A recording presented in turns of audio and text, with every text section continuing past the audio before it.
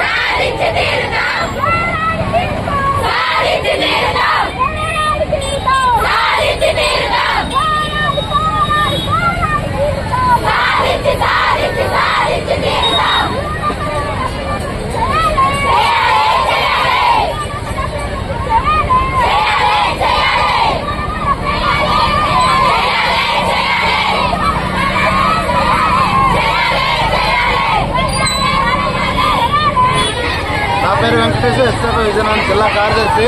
ఈరోజు SFI ఆధ్వర్యంలో రాష్ట్ర వ్యాప్తంగా సెలవు కలెక్టరేట్ కార్యక్రమాలు నిర్వహిస్తా ఉన్నాం.